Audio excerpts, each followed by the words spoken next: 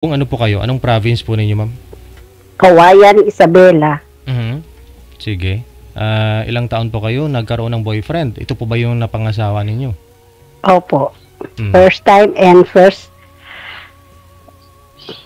husband. Mm. Unang boyfriend, unang asawa. Siya na rin ang asawa. Kwento po ninyo, ma'am. 16 years old, 16 years old ako na nag-asawa. Mm. Ngayon, nagkaanak kami ng 5. Sa 16 years old kayo pa ba that time nag-aaral o ano pong pinagkabalan? Hindi na. Tumutulong na ako sa aking mga magulang. Aha. Tapos, paano naman po kayo nakilala nito ni Mr. po ninyo? Magkapit-bahay lang kami. So... Siya po ay isang bakery boy. Aha. So, anong nangyari? Nung nakita kanyang hindi na rin nag-aaral, pinaalam ka sa magulang mo, asawahin ko na lang to kung ayaw nyo paaralin. Ay, hindi naman po. Barkada kasi niya kuya ko. Kaibigan niya yung kuya ko. Nakilala ko siya. Kinaibigan din muna ako. Aha. Hanggang sa nagkagaanan na rin po kami ng loob.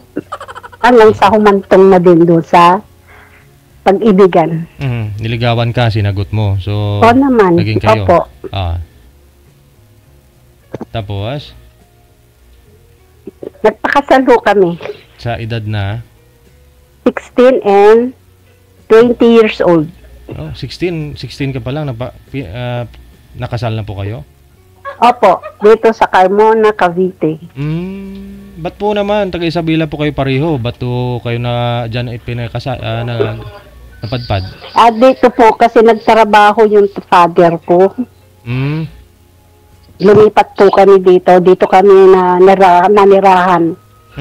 Ilang taon po ba, ilan po kayo magkakapatid at hindi po kayo nag-aaral, 16 ka pa lang? Hindi. Ako lang, 4 kaming kasama ng father ko. Ako, yung kuya ko, tsaka yung 2 bunso. Kapitbahay po ninyo yun sa Isabela yung lalaki? Ano po yun? Sumama po sa inyo? Hindi po.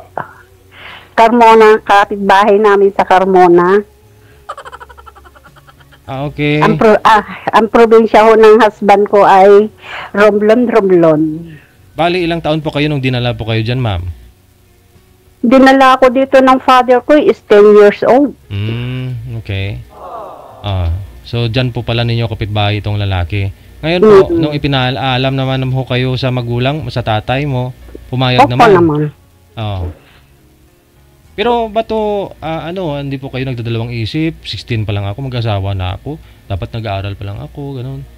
Pero, hindi naman. Yung time na yun, hindi naman po ako na nag-aaral at saka galing po ako ng Manila. wala po kayo, hindi po kayo nangangarap that time? Nangangarap. Kaso, minsan, ang buhay namin minsan palipat-lipat. Wala kaming permanent address. Hirap po nun, no? Oo, yun ang naging dahilan. Ano po ba trabaho ng tatay po ninyo? Ba't po kayo palipat-lipat? Gawa kung saan siya madistino. Ano po ba trabaho? Messenger. Okay. Okay. So, yun na po. No? Sa 16 years old, nagpakasal po kayo, nagsama po kayo ng mister mo. Ano po trabaho niya? Kasi 20 years old pa lang din naman.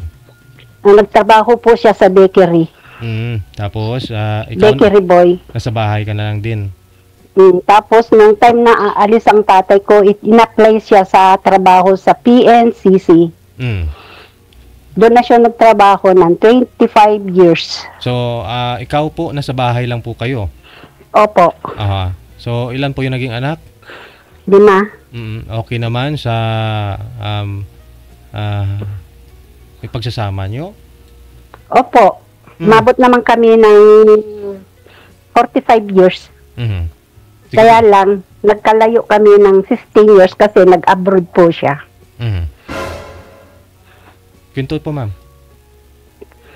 Doon na ho siya inabutan ng... Doon sa 15 years na hindi niya pag-uwi, doon na siya inabutan ng pagkamatay. Saang bansa po ba yun? At hindi umuwi? Sa Kuror, Palau. Sa Palau. Oh, ba't naman hindi umuwi? Tempty na. Hindi naman. Nasa sa kanya naman po yung problema eh. Pwede naman siya umuwi kung gusto niya. Ba't di umuwi? Nanghihinayang daw siya sa pamasahe. Daw. Okay. Kwento po, ma'am. Gawa ng may pinapag-aral kaming anak. Parehong nag-aaral sa private. Saka nung time na yun, maliit pa ang sahod. Kaya nagtsatsaga siya. Kaya ang ginawa niya, yung pinaka-present na ama na dapat uuwi siya every year o kung ilang taon pwede siya umuwi. Hindi na siya umuwi, pera na lang ang pinadadala. Kaya nung time na gusto niya nang umuwi, mag-for good, ayun, doon na po siya. Tinamaan ng sakit na malubha. Inatake na siya. Hanggang sa nakoma. Inuwi na lang dito ng anak kong pangalawa. Anong sakit po nun, ma'am? Ano po bigla daw tumaas yung BP niya. Parang ang tama niya ay coma. 8 days sa ospital. Yung ika-9 days niya. Wala na. Bumigay na siya. 1 week bago siya inuwi dito sa Pinas. Kasi inaayos yung kanyang death certificate. Yung habang nagsasama po kayo dito, bago po siya mag-abroad, no? Okay naman po kayong dalawa. Ikaw po, okay naman. Hindi pa rin sufficient yung kinikita niya dun sa trabaho niya? Ba't kailangan niya pumunta ng abroad?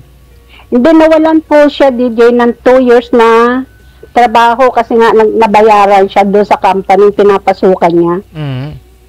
Ngayon, nagtayo na lang ako ng sindahan.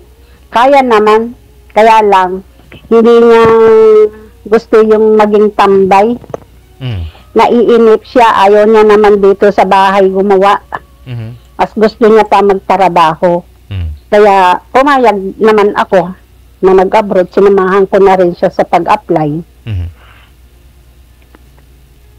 Ayun na nga, no? 15 years sa abroad, hindi umuwi, yung mga anak po ninyo nag-aaral, kasi nanghihinayang, no? Hanggang umabot sa point na bumigay na siya. O kailan po yun? Kailan po yun umuwi dito, ma'am? Inuwi yung bangkay?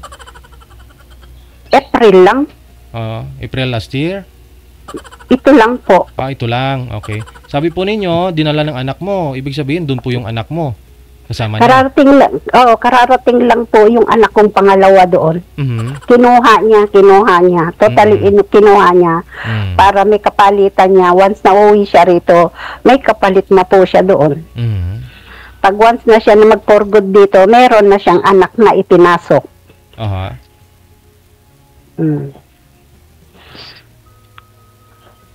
Wala pang 1 buwan yung anak ko, yun, umano na siya.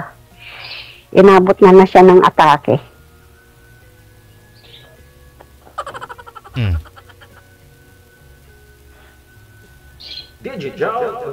Sa 15 years na yun, ma'am, okay naman. Wala naman pong problema pagdating sa relasyon ninyo, mag-asawa, kahit malayo kayo sa isa't isa.